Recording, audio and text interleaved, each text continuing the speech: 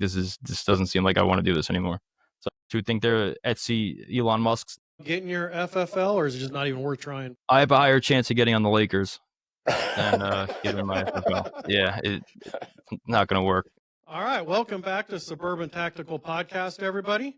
Today we have a guest from quite a ways away from Kansas, where most our guests are from.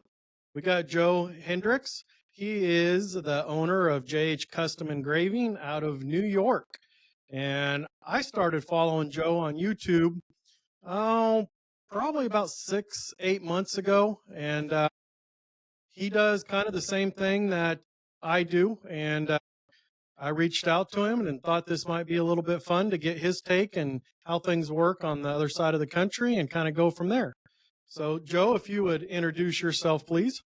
Yeah, sure. So my name's Joseph Hendriks. I'm from Long Island, New York, and I started a laser engraving company here about 3 years ago, and I opened a storefront kind of shortly after I opened it for my house and whatever. But yeah, I'm here in Long Island, and I started a YouTube channel, which is great that these guys, really cool people, follow me and watch me. So I'm happy to be here. I'm happy to talk to you guys a little bit.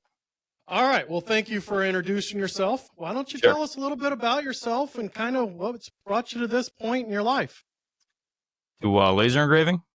Yeah, to laser engraving. I mean, what's your backstory? I know you're a veteran-owned company. I know you're very proud of time served, and thank you very much for that. But Thank you. I can't imagine you did much laser engraving in the military, so Yeah. something had to get you thinking this way. Was it something you did in high school, college? What made you go this direction? Honestly, I've never even knew what laser engraving was till a few years ago. I was getting ready to get out of the Marine Corps, and then my cousin talked to me about it. And I was in the union at the time. I was a local 731 shop steward in the city in New York. Throughout the years in the Marine Corps, I kind of got like a brain injury with firing off mortars and stuff like that. So I kind of had to get away from the jackhammering and all that stuff, or else I would have been like drooling out of my mouth by the time I'm 40. Yeah, so I had to, I started doing this as a hobby, and then I was doing it in my basement, and all my friends I mean, you guys know, people ask, oh, can you do this on a piece of wood? Can you do this? Blah, blah, blah.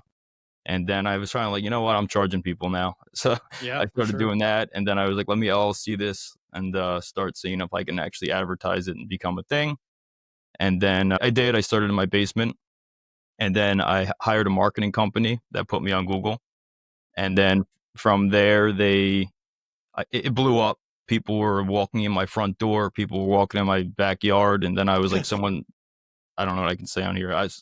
It's going to end bad if someone walks in my house at 7:00 at night yeah. Understand that one completely. Yeah. So then I was like, let me open a storefront. And then I did that. And here I am for about 2 years. I've had the store. Wow. So I did the same thing, but I didn't get that many people coming. Did you find the right company to make that work great for you, or you just have more people around you? Or, I mean, it's a pretty good success story. You got that many people off an ad agency. Yeah. So I don't want to say they were bad. What I do think is I am the only, well, I don't think I know, I'm the only laser engraver in Long Island. Okay. Everyone says, are you doing good? Are you doing good? And I always answer them as, if I was doing bad, it would be my own problem because there's no competition over here. Right. Okay.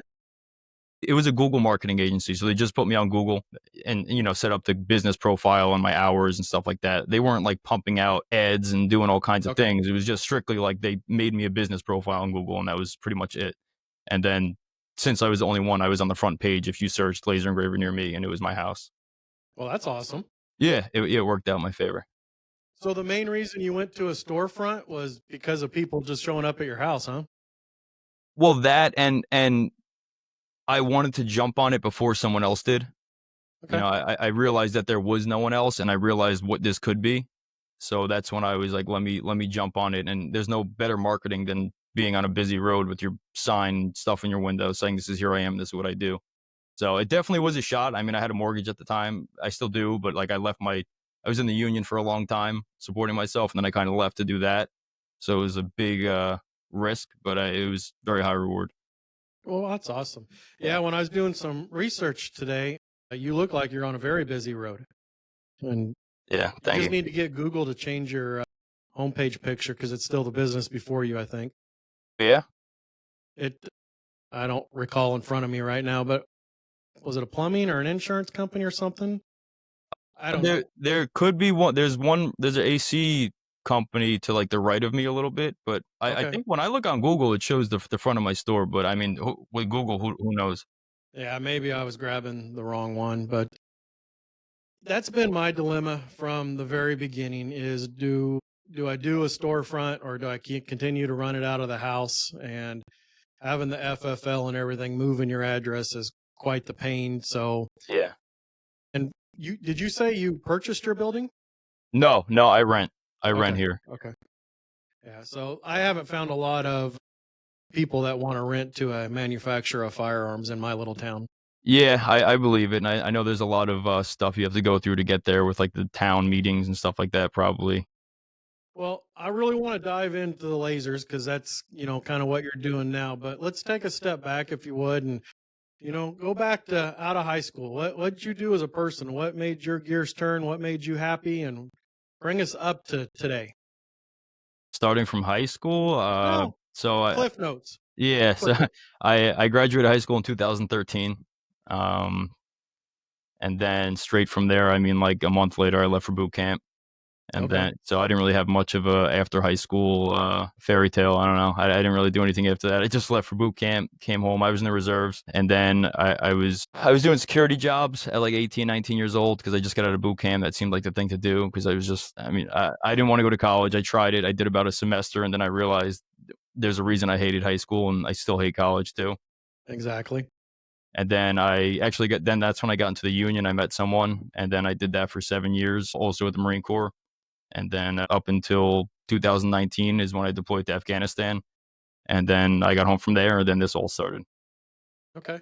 So you got home from Afghanistan, decided you needed to do something. What was the mindset to get into lasers? You just thought it was interesting, or how'd you even hear about them for the first time? I heard about it from my cousin, and I thought it was the coolest thing in the world. I was like, this is absolutely like I don't know why more people aren't doing this. I started with a little 5 watt diode, some diode laser off Amazon for like $250, and I was like, this thing is just like I just put a picture. It's not that simple, but you just kind of put a picture in, and you could put it on something. Like how is that not everywhere? I don't know. I thought, and I've always loved graphic design. I'm a huge computer nerd. Yeah, so that once I started learning about Lightburn and watching all these YouTube guys like Build That Build, Clack Shack, like all these dudes I was watching, and they were kind of like breaking everything down, hours of that. And then I was like, this is sick. Like this is something I could see myself doing full time. And then I don't regret it at all. I love every second of it. So you had your, excuse me, you had your 5 watt diode. That's not what you started the business with, is it? No, no, no, no. I got a 20 watt X tool Okay. D1, I think it was called Yeah. X Tool D1 or something like that. Yeah, that's what I started the business with, but that lasted about 3 weeks into the business before I ordered a 80 watt. I can't. I'm having a blur, but it wasn't an Omtech. It was a freaking it was 80 watt CO2 laser, and I got that, put it in my garage, and then I'd say 3 weeks after that, I got a fiber laser, and yeah. What brand and wattage is your fiber? So I have 2 because about a month after that, I got a second one, a 50 watt. So it went from so now I have a 100 watt CO2 Omtech in the store, and I have a 20 watt fiber and a 50 watt fiber. Okay. Are they MOPA sourced or They're not MOPA, no. Okay. It's regular Okay. fiber. Do you ever have a wish it was the MOPA, or you never run across it? So yes and no. I it is really cool. However, 95% of my jobs are walk-ins. I don't stock much here. So I can't really have someone bring in a piece of jewelry and ask for it to be rainbow or something because like I finding the settings for that on someone's $3,000 Right. necklace is not going to be my. I'm not doing that. So I don't really have a need for the MOPA, but they are really cool. So mine's a MOPA, but I've never had one that wasn't. So I don't even usually pay attention to what setting. I mean, I just find settings that get the job done that I'm looking to get done, and I never even go back to look if I needed the MOPA or not. I've never even really checked on it. Yeah. But so most of your customers are walk in. Doesn't that make it makes me nervous? But when somebody brings in a $5,000 watch or a ring or something and wants initials put on it, and trying to know if I'm using the right settings off the bat. Is that you ever go through that? Oh, yeah, very, very frequently. I mean, it's I getting to this point of my knowledge to be a little more comfortable took thousands of dollars of errors and messing people's stuff up. Anyone who does lasers know that you absolutely toast a lot of the stuff you do. But I'm pretty comfortable now with a lot of just about anything that comes in my store. However, if it is like a $5,000 watch or something, I'll either tell them no, depending on what they want on it, or I'll have them sign. I have a lawyer fill a paperwork out for me that I give them and have them sign it. That I mean, I've lost power in the middle of doing jobs before, and there's no going back after that. So it's not necessarily me messing up. If something happens in my store, I don't want to be. I'm not paying for your $5,000 watch. Yeah, no, Yeah. that's I had a big one last year that scared the heck out of me. I had a company send me 27 Henry 22 Golden Boy lever actions, and I've done the Henrys quite a bit, the solid brass one, and never had a problem. And I didn't even think to look, but the 22 versions, the rim fires, are aluminum brass plated, and I opened one up and I just, because you can kind of take one of the panels off. So I took a panel off and just wanted to test my settings on the inside of the panel. And I went right through the coating instantly. Yeah. Oh, and I had all these guns here and everything. And finally I called Michael from Engraving 911 because I've talked to him quite a few times. And he told me, yeah, it can be done. You just got to do the more of a frosted look on it. And then I was able to dial in some settings. But that was a pretty nervous one for me back then. Yeah, it is. It's definitely a big thing with coated things. Like people will bring me something and say it's brass, but it's aluminum that looks, it's brass coated, and obviously aluminum burns really with low heat, so you'll end up bubbling it instead of actually engraving it if that's the case. So that's a lot of times I'll like with. Do you guys do leather? Yeah, yeah. So I recently stopped accepting leather. Oh, really? Yeah, completely no more leather. If they do, I tell them there's a chance it could get messed up because people order off Amazon. Amazon will say it's real. It's absolutely not real. No one Yeah, ever knows if it's real. No one knows if it's pleather or whatever yeah, like different types there are. So there's a lot of times where I use leather settings, so they said it's real leather, and now there's a hole going through it. So I've decided to just be like, unless the company calls me for like 100 of leather books or something, then I'll be like, all right, give me 101 so I can lock in on one of them, and then the rest will be no problem. yeah. And that's exactly what I do. Is I always say I need a couple extra, but like I caught on to what you were saying. Really haven't had many people come in with their own leather product. Most of the stuff I do is the JDS or the hat patches. So I know what I already have there. Sure. Yeah. But I could see. I mean, but the plated stuff does concern me quite often when somebody's bringing something expensive in, or they're just saying this is. I mean, they can't even put a value on it. It's some family heirloom that looks like it's $10, Yeah. and I've Yeah. turned that business away. Yeah, that's actually majority of the times that people sign those waivers out is not because it's a $10,000 piece of jewelry. It's because it's their grandma's plate from 1912 or something. So to them, it's priceless, but it's high risk and pewter. A lot of them are pewter from older times, which is a nightmare to engrave. So do you do like the standard person walks in, wants one tumbler done? I do. Okay. Yeah. How do you make that worth your while? Um. Thing You're right. I see where you're going, and you're 100% right. It's definitely one tumbler is like you will pay more for one tumbler than if you got two. Almost like 50% more than if you were to get two done because you have to take apart or not take apart the machine, but take the honeycomb out, put the rotor on, do all that just to do a $20 tumbler. It definitely is something that I've thought to myself like this has got to stop. Like there's got to be a minimum. But I've also considered grabbing like a little Monport like tabletop CO2 laser and just leave a rotor in it, so I could just someone brings it in, rotor's already set up, pump it out, done. Instead of just using my 100 watt for that, I think that would be the only solution to making one tumbler worthwhile is having something pre-set up so I can do it in like 5 minutes. And I ended up buying a little Thunder 20 or 24-inch just for the rotary. I just keep it in Yeah, there all the time. smart. Yeah, it's smart. But then I look at it all the time. It's like, that's a lot of money sitting there for the tumbler orders. I get a couple of a month, but Yeah. Yes, I'd say majority of my, weeks is tumblers. really, Yeah, yeah, it's, a lot of companies will get, 50 to 100 done, or I work with Lululemon, they do a lot of, I don't know if you're familiar with them, some oh yeah. clothing. They do tumblers, so they give them to me frequently. But yeah, so I do a lot of them, so it would make sense to invest in that because the ones and twos are absolutely not, too I don't wanna say not worth it, but it's definitely a little bit of a Right, right. But it's you don't want to upset those customers because when they do have something big, you want them to come back. But so on the artwork, I mean, that's kind of one of my dilemmas is somebody comes in and wants a $20 tumbler, but then they want some crazy artwork that you know you're going to spend an hour working on. And that's where I really struggle sometimes for pricing. Sure, sure. I have a design fee. If you give me a file of a logo or something you want, and it looks like it's from 1942 and pixelated, and you can't even do anything with, you can't trace it on Lightburn or anything, Yep. you're gonna pay your design fee, which is probably gonna. I think it's like $30 I charge to redo something because I mean it does take a little bit, and if it's a crazy like I have to make it from scratch, that's a whole nother thing. Then I have a touch up fee. If it's just like I got to trace it and change a few things, it's just a little touch up fee. Well, that was my question I wanted to ask you. You said graphic design was something that you really liked. What software do you use? What's your favorite? What do you want to learn more about? So this is why I swear by Lightburn because I feel that's all I need. I don't use Adobe. I don't pay for it. Not enough customers bring me Adobe or send me AI things for vector files. I've kind of ripped Lightburn down to knowing it. I don't know everything about it, but I know a lot about Lightburn to where I can do just about any job I've ever had on Lightburn. Is that just a ray tracing program or? No, that's our software for that talks to the lasers. Okay.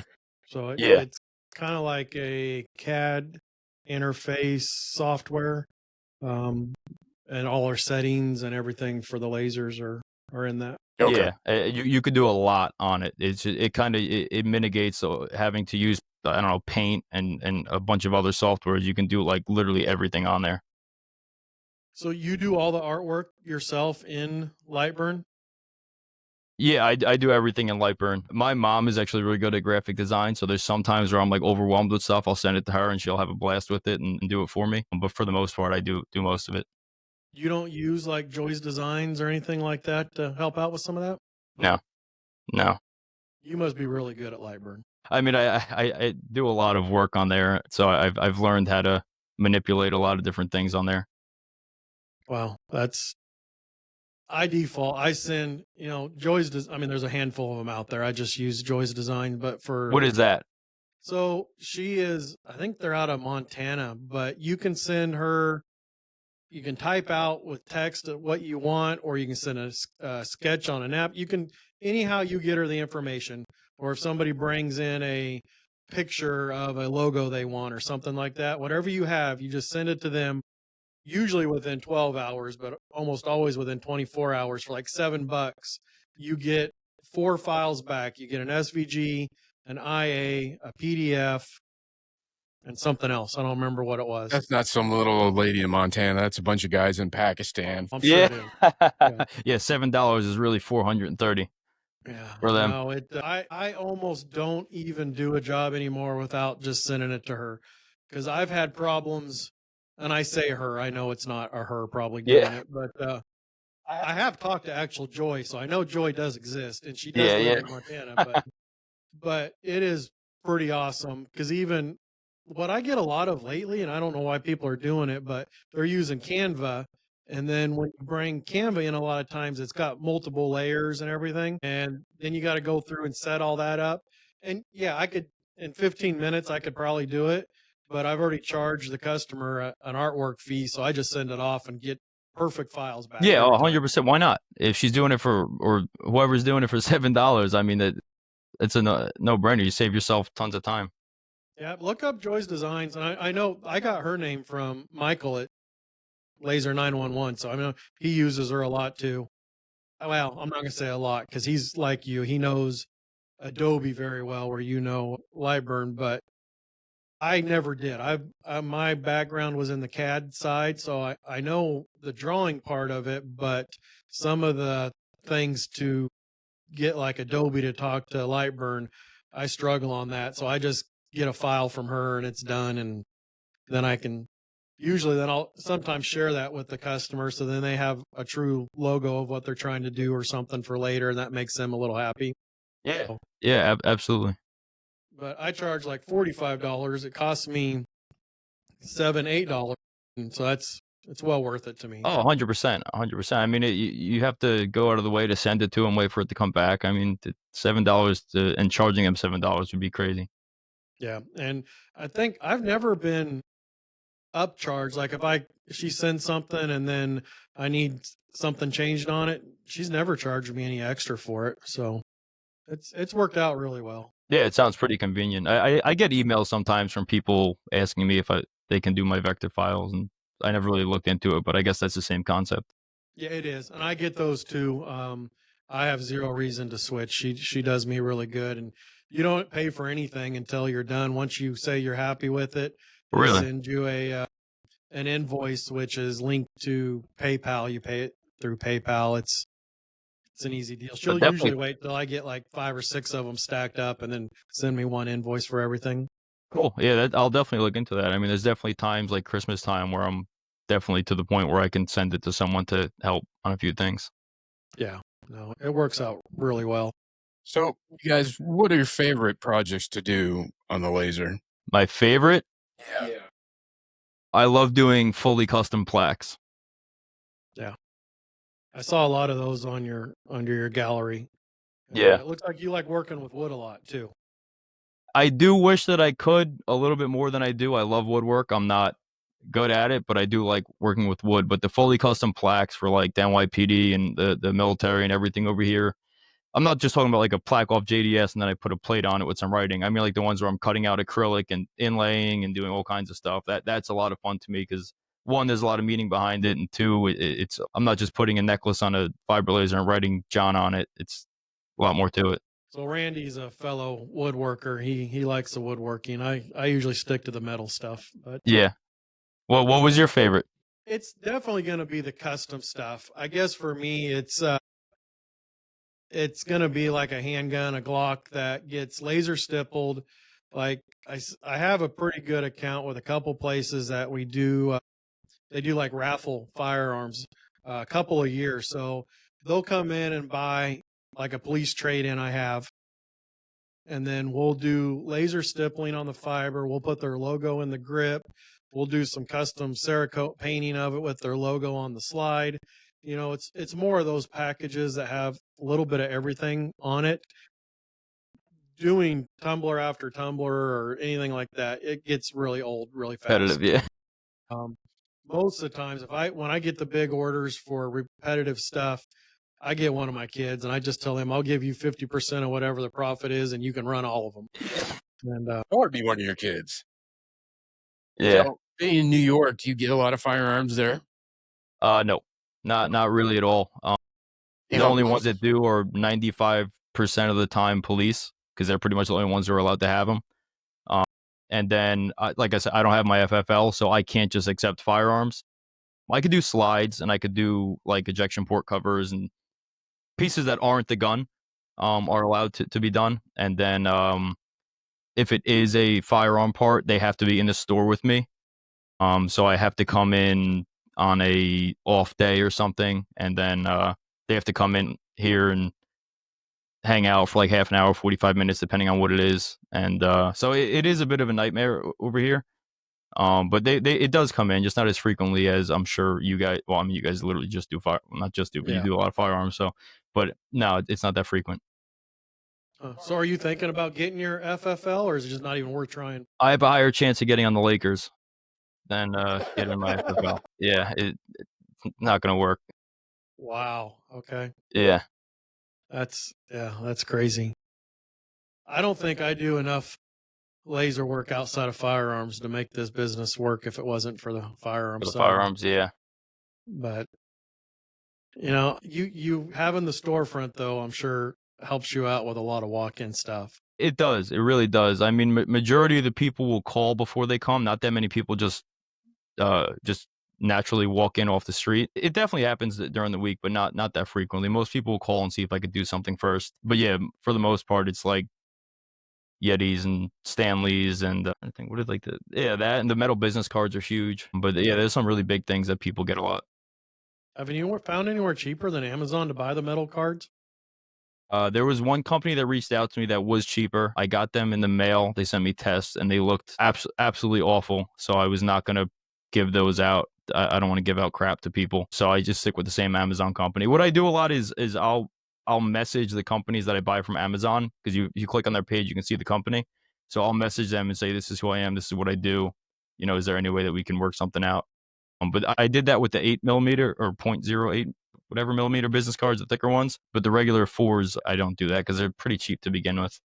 Yeah, yeah, yeah. I bought a lot off Temu, and I bought JDS's ones, and still, I think the Amazon ones seem to be better and cheaper. They're pretty clean. They come out clean. There's really rarely imperfections on them, and they come normally quick. I don't know about you guys. It's normally next day for me. Yeah, so I stick to them. What are the majority of them made out of? It's Aluminum. Anodized aluminum. Okay. Yeah. So you're just lasering off the anodized part, or okay? Are you going for any depth, or are you just removing the anodizing? I just remove the anodizing. I don't try to get depth on them. It just makes it warp. It's not even that it makes it warp. It's that you need to pump them out quick. On the fiber, I could do like 6 at a time, and I don't make that much off of them. So to get depth on every single one of them people don't care if there's depth on them. They just want to see the design. And 2, it would literally double or triple the time it takes to do. Mostly people get like 100 to 150. Someone just today got 700. So if I were to do 700 with depth, I mean, for what I'm getting paid for them, it's not worth it. Yeah, that's the downside to the fiber for me is you can only do so much of anything at one time, and you got to be standing there watching it. Where with the CO2, you can kind of let it run for maybe an hour or two, depending on what you're doing. Yeah, it's definitely that's why the foot pedal's essential on the fiber lasers. I don't use mine. I've never even plugged it in. Really? So you're using the foot pedal just to start a new job or start the job over? Like I just did 300 bottle openers the other day, and each one of them takes like 2 seconds to do. So I'm not going to put one on, walk back to my computer, hit start, go back, take it off, hit start. The foot pedal's right there, so I just stand there, take one off, press the pedal, put one on. It's much easier than coming back to the computer. Well, yeah, I have a laptop set up right next to my fiber. I just keep hitting enter, but the foot pedal would be easier. I mean, if you're doing something that takes 5 minutes each, then there's no difference from coming to your computer or pressing the pedal. But if it's something that takes like 2 seconds, then I just feel like it's easier to just stand there and just take it off and keep going. Is your computer right next to your fiber? Or is it a couple feet away? Yeah, fiber laser is literally right here. Okay. So do you do any of the credit card engraving? No, I looked into it when I was first starting, and you had to buy like the chips. It just looked like it was like a science breakdown, and I was like, this doesn't seem like I want to do this anymore. So I didn't get into it. I don't know, maybe it's not difficult, but I couldn't find anything that was like, I couldn't even find the cards. I was looking for the cards with the little like entry point for the chip in it. I couldn't find anything. anything. I'll send you some if you want. You do them? Yeah, I do. I don't do a lot. The problem around here, and you'll probably have the same problem, is you got to transfer the chip. You can't copy the chip. So getting the chip out of whatever card typically isn't the problem. It's getting it glued into the card you just engraved without getting any overspill of any type of glue. Otherwise, the chip's not workable anymore. Okay, you have to get it out with a heat gun, right, or something? Yeah, it is. It's truly stupid simple, though. Yeah. Okay. Yeah. Usually what I do is I just turn a heat gun upside down. I heat it up. You can kind of you got to wear some like thin or leather gloves so you don't burn your fingers. But then you just kind of start pulling on the corners of the card, and you just keep working it, and the chip just falls right out. It seems like is it more work than it's worth, or? No, because I get $150 a card to do them. I'm into laser, well, without counting artwork, lasering, removing their old chip, and then I have the magnetic scanner to transfer the barcode over to, because the new cards have a new barcode on them. So not a barcode, a magnetic strip. and you got to transfer that over. I bet I have, well, I've done over 40 in one day. So, Really? yeah. Now that was the only time I've ever done that, but it was nice that one time I did it. I actually did it for a company. They're giving all their employees custom cards for business stuff. That's cool. But the downside is like our local banks, and again, I'm sure it's kind of like you, but they use a cheap card to start off with. Like if you go to Chase or MasterCard or somebody and get a card, it's usually a heavy duty card that's made to last. The debit cards at most banks are the ones they print in the bank, and they're just not as durable. And therefore, the chip itself isn't as durable. And you really can't, once you've glued a chip in, and that chip wears out, you really can't put a new chip in there without spinning forever and grinding the glue out, and it's kind of a pain. So, and you do lose the tap to pay feature, which is a big deal to some people. Really? Yeah, because the tap to pay is when you pull that chip out, you'll see there's two little wires that run throughout the plastic portion of that card. And when you pull that chip out, those wires break. You say this. You say it's simple. This sounds like I needed associates in whatever this is. It really is simple. Yeah. It's just, I don't know. Maybe if I yeah, saw you do it or something, but yeah. whatever you just said just gave me a headache. But you can do some pretty cool cards, and you get a really nice. Most of the time they're metal cards. They're not all the ones I have are metal, not aluminum. So they're pretty heavy. They have a statement that comes along with them, much like a really thick business card that you do. Oh, that's cool. But for being on the podcast, I know you can make your own because you got all the equipment I have too. But I'm going to send you a hat from being on the podcast. I'll throw a couple of those cards in there just so you can look at them. Oh yeah, thank you. Yeah, So, I'll definitely take a look at them. but you can look at them and then decide. I actually get them from a fellow engraver out of Texas. Really? He makes So, them? well, I don't know, but he's got the hookup on getting them He's got the plug. All right. because I couldn't find him in the beginning, and I do a lot of engraving on firearms, but he is a master engraver on 1911s and PKs. So anything like that, I just buy those firearms from him already done, and it's so much cheaper than if I were to do it myself. And he polishes them and everything. It's Storm Engraving, I believe. Storm engraving. That's one thing about engraving is you got to have connections with people all over the place. It's good to have. Yeah, like he won't do anything but those two firearms. Really? I mean, you can't walk into his shop and get a tumbler done. He'll laugh at you. Good for him. And I think he's got like 5 or 6 fibers, and that's all they do all day is his gun parts. Wow. Yeah, that's So, awesome. You can't beat that. yeah, no, I'm thinking about it. We need to do a podcast with him. I've never even talked to him face to face. It's always been over email and stuff. But yeah, it's amazing how small the industry is, and how we're all trying to go through the same and do the same thing, just with our own twist.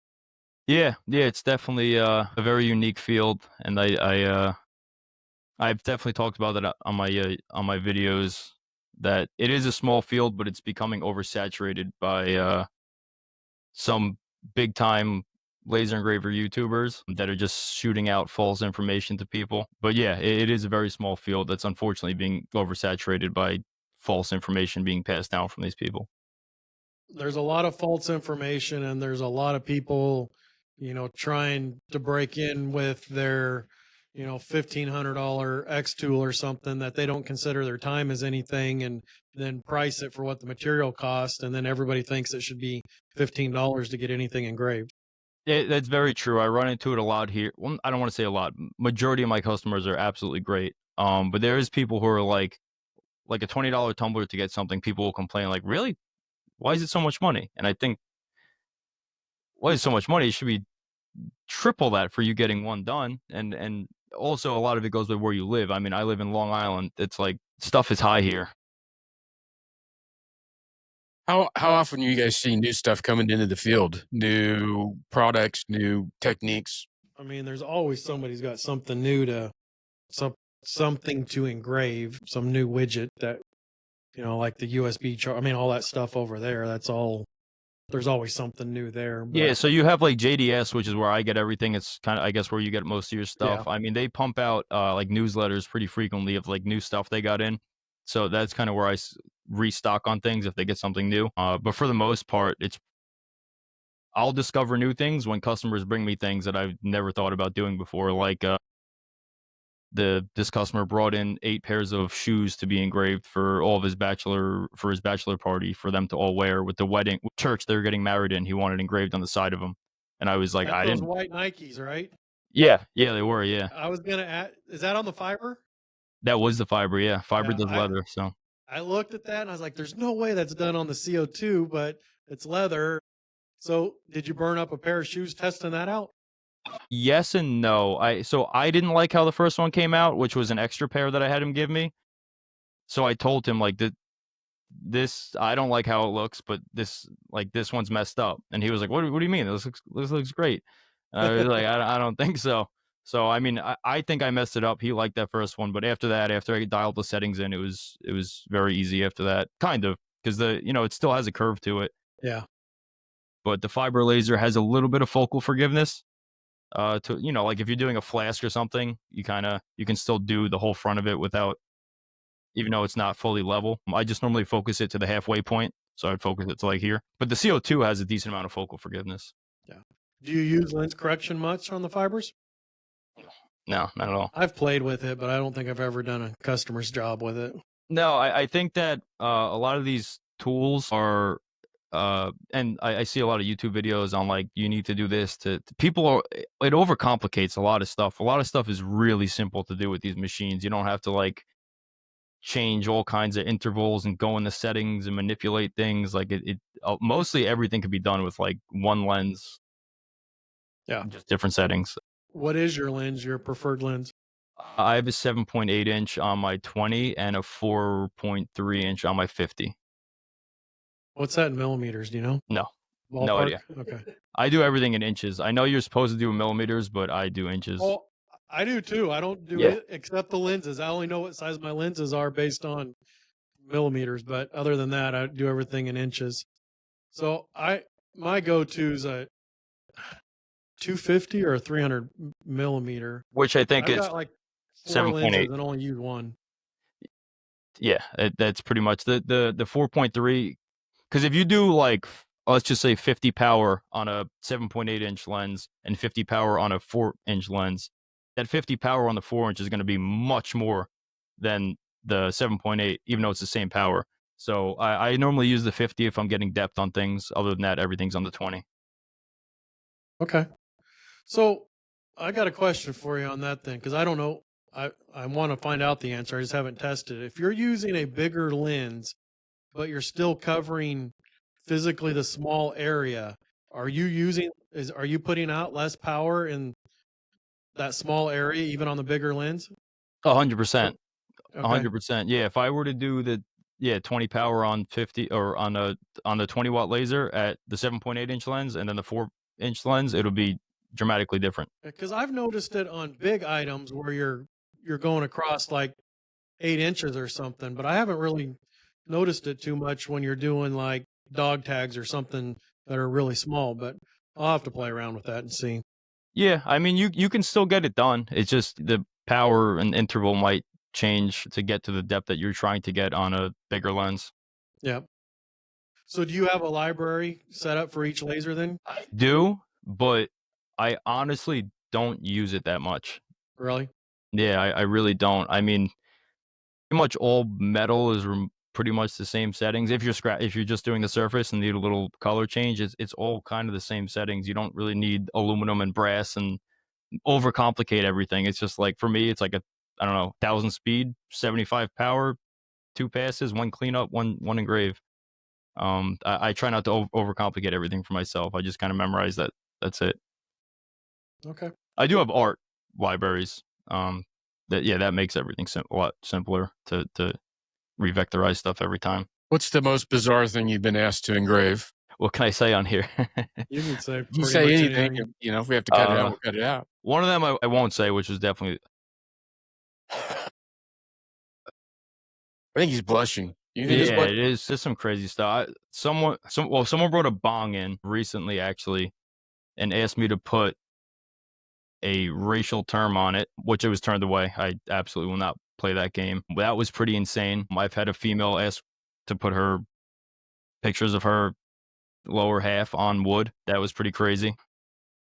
Yeah, there's been some wild stuff that's come into the store. Yeah, there is always wild stuff. But like you said earlier, a lot of those different things is kind of how you build up your knowledge because you just got to figure out how to do it. Yeah, yeah, it's definitely trial and error with everything. I mean, there's you're not going to find anywhere on the internet or YouTube where like exact settings for something. It's just it's impossible. You can download other people's libraries, but with your laser, your lens, I mean, everything's going to be different than even different brands will be different powers and stuff, even if it's the same power. Yeah. Yeah. Yeah. I've noticed that quite a bit. All right. So back to your CO2. How big's your bed? I think I'm 43 by 26.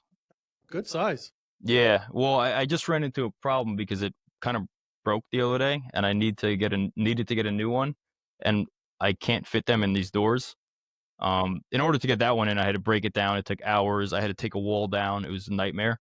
So Wow. yeah, so I was about to get a 150 watt off Omtech.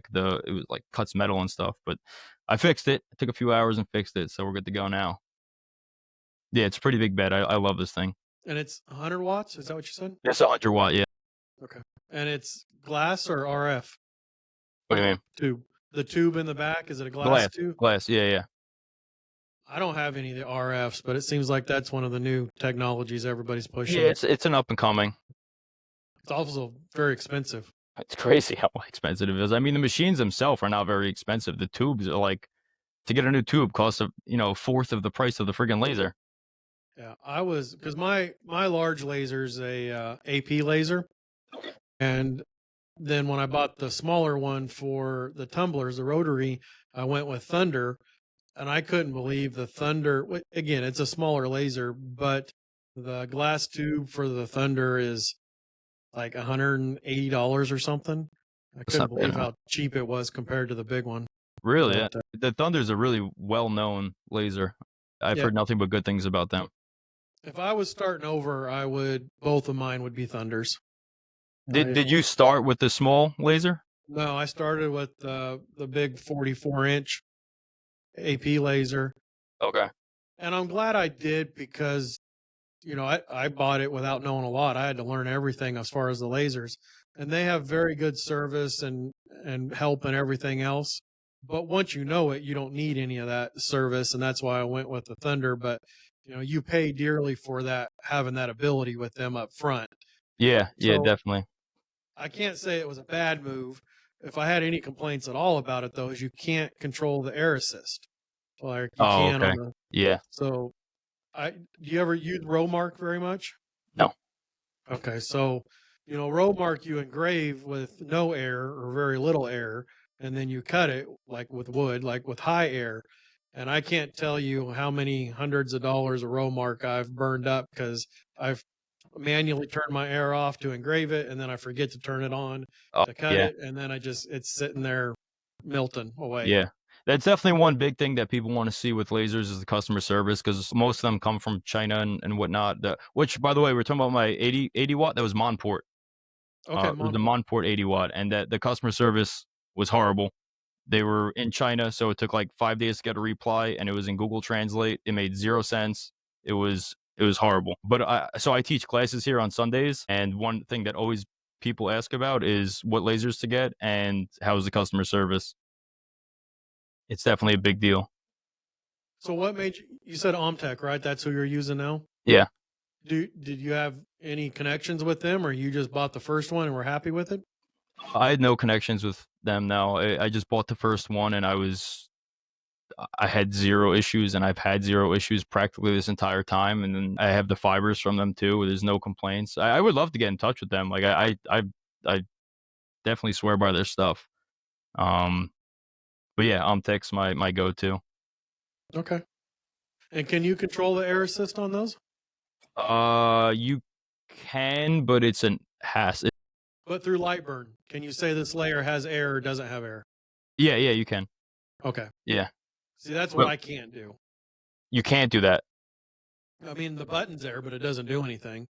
If I tell Lightburn not to run air, it's, it's still no matter whatever because essentially the air doesn't even run into my laser. It's got a little compressor with a hose external of the laser that then runs all the way up next or up to the laser head. But the laser's not doing anything with the air. It doesn't control it. There's no valving or anything in there. Some people hook up a compressor. They change the line to the compressor so that they Yep. can get air that way. But for the most part, I've never shut my air off. I always leave it on. You don't do anything without air? No, Huh. maybe I've done business card or no, I was cutting paper once with the laser and I shut the air off for that. But this was years. That's the only time I ever did it. Other than that, I have no need to shut it off. I What shut would mine be a off. reason that you would? Well, like on the row mark, which is, the 2 layers of, it's going to be what the patch is made out of on the hat I send you, but you can laser off the top layer. And if the bottom layer happens to be a light color like white or yellow, and the top color was black, then when it hits that black and cuts through it, that turns that dust and it goes back and sits down on the next layer down. And a lot of those colors, you have to run them twice just because of that. But if you run air, it just pushes all that black down into the next color, Okay, yeah, and that makes screws it sense. up. And then I do like a lot of, I actually use, it's a heavy duty vinyl I use for Cerakote, but there's a company around here that does stencils. They make big, like 30-inch plumbing. They're building, I don't even know, like sewer lines, I guess is what it is, but they have to label them. So I use this heavy material and just cut out all the text so they can lay it down like a stencil and then paint through it. Yeah, And I have to run that with no air, which is similar to kind of like what you were doing on the paper. Otherwise, it cuts the pieces that have cut out, they blow around the top, and then it's yeah, sitting there on top of it and have to do it. that's a pain. I can see that. Yeah. And then most of the time on leather hat patches, I won't run any air when I'm doing the engraving. And then when I cut them, then I turn the air on. But I do a lot of row mark stuff for signage and equipment manufacturers around here for data plates and things like that. But so how much in inventory do you stock? You don't, because you don't stock a lot, do you? I don't stock just about anything. I mean, I have like a couple trinkets from JDS up front in the lobby, and then a little tub of the inventory here. That is Okay. not really much of anything. I really will order. So I have the JDS book, Yep. that shows everything. So if someone's coming in here and they need something, they come next day. JDS is insane. I mean, I can order it at 12 o'clock on a Tuesday and it's at my house on Wednesday. So if they need a lot of stuff, I'll just, I'll bring the book out. They'll pick what they want and they can still come in like 3 days to pick it up. Awesome.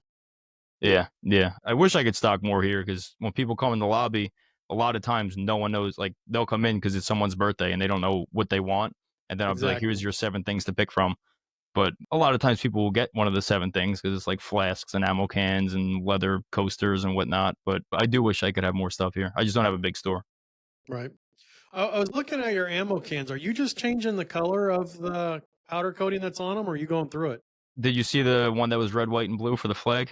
I did not. I was only looking at the standard colored ones. Oh, okay. No, so I have one here that's red, white, and blue when I engraved it because I did it with the fiber laser and it just the metal wasn't level, so somehow it came out red, white, and blue. But the customer needed 8 of them, so I had to get another one because I couldn't replicate that again if I tried. Right. Right. But yeah, but no, I use the CO2 for them now. Okay. But you're going all the way through the powder coating then. Oh yeah, yeah, I go all the way through, and It then looked like it was like a really light green, so I didn't know. Like I can do a lot of with the Cerakote painting. I can spray a color and then like spray 2 colors and then just fiber off the top layer, so it reveals the color underneath. So I so didn't know if you I were think I know what ammo can you're talking about on my website, which was done like when I first started engraving. So that could have been done with the dial laser for the one you're talking okay. about. That's still a little green on it. I don't think I went Yep. all the way through. Okay. But that had to. I think that one was like when I was still in my house. But now any of the ones I do is straight through. It's like a Yeti when it's done. Okay. Okay. So you talked a little bit about your training. You have a training class almost every Sunday there? Not every Sunday, no. I'd say like a Sunday or two, maybe 1 or 2 a month, and then sometimes it'll be multiple on a Sunday. But So it's only what are you focusing on there? the basics of Lightburn, and then I kind of dive into what they want to do. So like last or 2 Sundays ago, I had a girl come in who wants to make acrylic jewelry. So we kind of went down the basics for like the first hour of Lightburn, and then the second hour I kind of dove into how to cut acrylic and like what kind of acrylics, where to buy the acrylics and things like that. And then if someone comes in and said they want to open a store, I tell them I don't even do classes, so I don't know what you're talking about.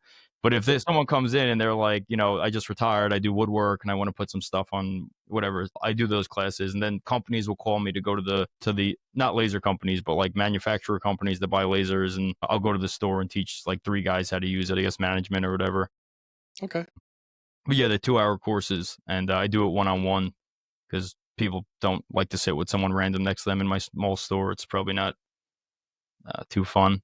But I'm yeah, surprised you got that many people do it. That's awesome you do, but yeah. It's definitely it's something that I kind of threw up there because when I started doing it, I wished there was someone that did classes that I could just call and link up with and show me how to do this. So I was like, maybe there'll be a couple people that will want to do it. After I got good, I don't even like saying good, but like after I got good at this, it was like I was like, yeah, I could probably teach people how to do the basics of this, and it kind of turned out really well. People love to get the classes. so you're getting the guy or lady that retired and they bought a cheap laser and now they're trying to figure out how to work it. Yeah, exactly. Then I show them Lightburn, I show them what settings mean and to ventilate it, and here's how you clean the mirrors, and there you go. Wow. Wow. Awesome. You got anything, Randy? No, fresh out. It's been a learning experience for me because laser's not my thing. So I just am always here to learn new things. The laser and the Cerakote. It's always interesting to hear Andy talk about it.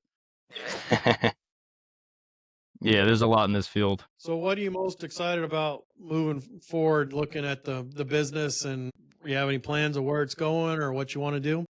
I do want to open a satellite store, which would essentially be like a 100 square foot storefront that has no machines in it or anything, but closer towards the like New York City area. Because my store is like on the opposite end of Long Island where there's no city. And if you're familiar with Google Business, you can check analytics to see how many people click for directions to your store. I'm trying to call you and whatnot, and I'll have like 4,000 people who press directions a month, which is insane. And I don't see nearly that. But the population here in Suffolk County, where I'm at, is not high, opposed to closer to the city, kind of where I live. So I feel like getting a satellite store going over there would be ideal. All the work is done here, but just a micro storefront over there to throw on Google and collect from the city guys and not Nassau So County. would you have to hire a person to be there, or you really just want the address? I do have to hire someone to be there. I do have a couple people who very much want that job. Okay. Yeah, so it's in the works. I mean, it's definitely hard. I plan on maybe the end of 2026 Okay. realm to do something like that because the minimum wage here is insane. So even to pay someone minimum wage is like they're making like 50 grand a year just off minimum wage. So, Wow.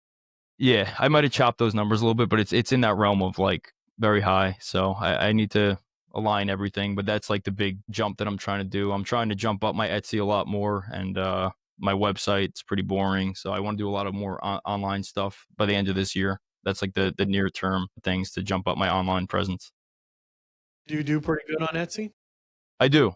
I mean, it depends how you look at it. I mean, you have these people on YouTube saying they're making $1 million a year on it. Like that, not that at all. I mean, I do good enough that I do good on Etsy. Yeah. It's worth putting the investment into it to work it and everything. 100%. Yeah, 100%. But Etsy is its own beast. Like you do need to like in my classes that I do on Sundays when people say they're selling on Etsy, I'll take half an hour and kind of break down like you need to post the same listing like 5 times with different words. You need to renew it every 3 weeks. You need to like there's all kinds of stuff that you have to do on there to be seen. And you do have to pay for advertisement or you'll never be seen. Like all these things. But it is worth it. They do take a pretty chunk and the shipping prices are kind of insane on there. And I do free shipping for everything. Yeah, Etsy's like the only thing that I really sell on my website. I have like 10 things, so that's not really a few things every month, but nothing crazy. Wow. So is your Etsy store is it all custom made stuff, or are you taking items and engraving it? So I only sell one thing on Etsy, which is memorial bracelets. Yeah, which is like police, fire, military, and stuff like that. And that alone is a huge field. So that alone supports my Etsy side of things. But I do want to get more stuff on there. I do have a few things on there, but nothing else really sells. I mean, it's these every day. There's orders coming in. Other things is just like maybe twice a month there'll be something else other than this. Wow. Wow. Do you send them flat or do you pre-bend them?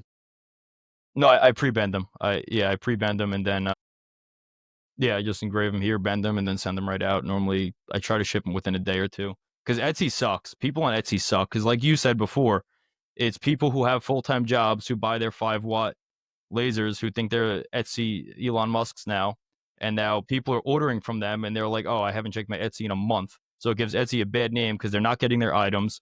So I have like, which not to toot my own horn, but I have like over 100 5-star reviews because I ship on time, because people have such a bad name for Etsy because no one takes pride in that work anymore. But sorry, I got a little worked out. It aggravates me a little bit, but yeah. When I was first getting into Etsy years ago, I took an order for a tumbler, sent it off.